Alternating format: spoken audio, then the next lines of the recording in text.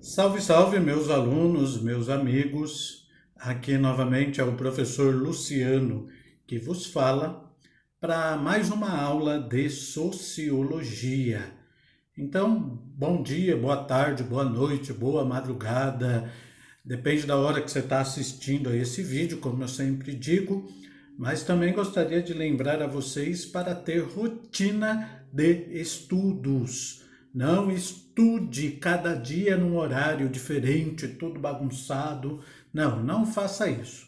Coloque regras para você estudar, como eu já havia dito, sempre no mesmo horário, todos os dias, para se conseguir uma rotina. Então, nós iremos iniciar essa semana o capítulo 2 de sua apostila. Então, pegue aí a sua apostila, no capítulo 2, eu já estou com a minha aqui, então vou esperar que você pegue aí a sua no capítulo 2, na página 18. Capítulo 2, página 18. Pegou aí a sua apostila? Então tá bom. O capítulo 2 vai nos falar sobre os fundamentos da sociologia. A partir desse capítulo, nós vamos começar a estudar as obras dos maiores sociólogos. Neste capítulo, nós vamos estudar sobre Auguste Comte e nós vamos estudar também sobre Émile Durkheim. Então, esses dois sociólogos que nós vamos estudar neste capítulo. Na aula de hoje, nós vamos deter toda a nossa atenção sobre Auguste Comte. Ele era um francês, então tinha a pronúncia afrancesada de seu nome, Auguste Comte. Auguste Comte. Mas não importa a pronúncia, né? Independente como nós falamos, o importante é a obra dele, o que ele nos deixou. Então, se você já está aí com a sua apostila aberta, você vai ver que no início aí da página 19 nos fala quem foi Auguste Comte. Comte, como o nome dele é mais pronunciado, ele começa os seus estudos, ele começa a estudar muito novo, com cerca de 16 anos, ele ingressou na faculdade, na Escola Politécnica de Paris, estudando medicina. Mas dentro de pouco tempo ele já foi expulso da escola de medicina, por causa das ideias inovadoras, contrárias que ele tinha sobre a sociedade, sobre o ser humano. Então aí ele passa a estudar realmente a sociedade, ele passa a estudar a filosofia, e aí ele vai realmente nos dar uma grande herança sobre os seus estudos. Auguste Comte, ele vai iniciar um estudo chamado de positivismo. Talvez você vai ouvir falar muito sobre isso, né? Nos vestibulares, no Enem, sempre fala sobre o pensamento positivista. O que foi esse pensamento positivista? Então, Comte, pode-se dizer que ele vai estudar, ele vai acrescentar um pouco aquele estudo que já havia acontecido na França anos atrás, o chamado de iluminismo. Então, o positivismo, nós podemos dizer que ele é uma evolução do iluminismo. Então, nós vamos ver que nas ideias de Comte tem muito do iluminismo, mas acontece que com mais coisas acrescentadas. Então ele nos mostra, como você pode ver aí em sua apostila na página 19, no segundo subtítulo dessa página, a ciência positiva e a lei dos três estados. Então Comte, ele fala que estudar sobre a sociedade tem três formas de estudá-la. Quais são essas? A primeira é o estado teológico, aquelas explicações vindas de Deus de algo sobrenatural. Então, Comte, ele é totalmente contrário a esse pensamento, ele não gosta desse pensamento, ele bate totalmente de frente com a religião e com as suas explicações.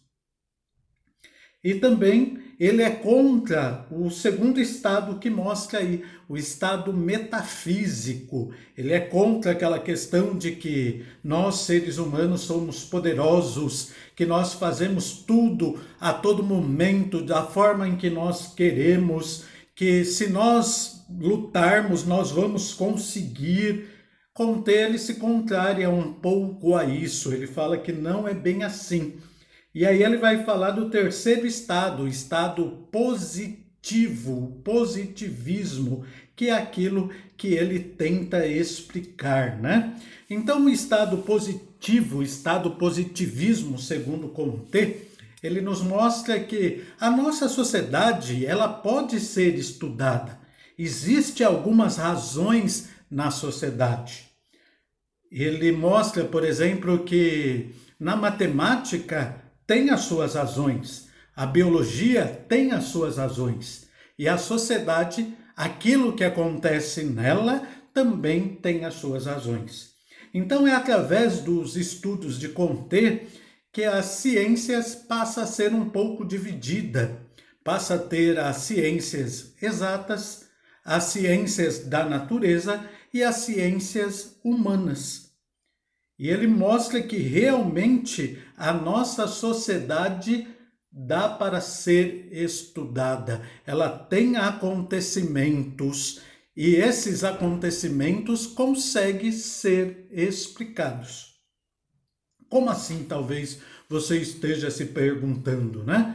Então, por exemplo, ele fala que sempre depois de um governo autoritário, todo governo autoritário, no início, parece ser bom.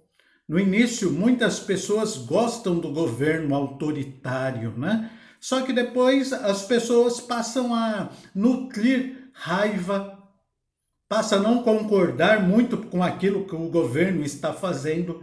Então ele mostra em seus estudos que sempre depois de um governo autoritário, sempre tem uma revolução. Começa-se com uma revolta, e essa revolta gera uma revolução que vai mudar totalmente aquela sociedade. Durante um longo tempo, as pessoas não vão gostar daquele governo autoritário.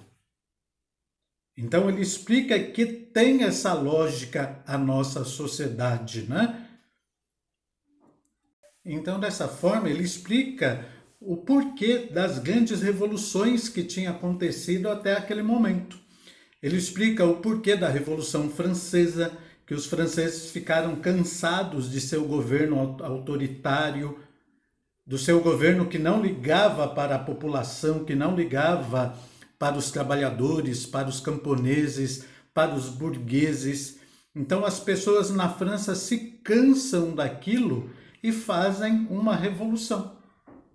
Então ele mostra certinho, se em outro local acontecer a mesma coisa do que aconteceu na França, de que o governo extremamente autoritário, de que o rei, aquele que não concordava com ele, o rei mandava matar, o rei mandava torturar. Então, em todo lugar em que um governante seja dessa forma, o que vai vir depois deste governo vai ser uma revolução. A população vai se revoltar e vai fazer uma revolução assim como aconteceu na França. Então, Comte, ele vai muito pela razão. Ele fala que tudo tem uma explicação. E que um acontecimento gera outro acontecimento em todos os lugares. Ele explica também por que aconteceu a revolta dos trabalhadores. Ele explica que na Revolução Industrial, o trabalhador começou a ser exigido ao máximo. O trabalhador tinha que trabalhar muitas e muitas horas por dia, quase sem direito nenhum. E o trabalhador observava o dono de sua empresa cada vez mais ficando rico e ele cada vez mais ficando pobre. Isso gerou uma revolta nos trabalhadores, em que eles passaram a quebrar as máquinas, depois de quebrar as máquinas, começaram a fazer greve, tudo para conseguir os seus direitos. Então, Comte, ele mostra que em todos os lugares em que o patrão começa a subjugar demais os seus funcionários, que não dá direito nenhum aos seus funcionários, isso vai acontecer o quê? Vai acontecer uma revolta. Então, resumindo, para Augusto Comte, nada acontece por acaso. Todos os acontecimentos, tudo aquilo que acontece na sociedade tem uma explicação. Então, toda ação gera uma reação.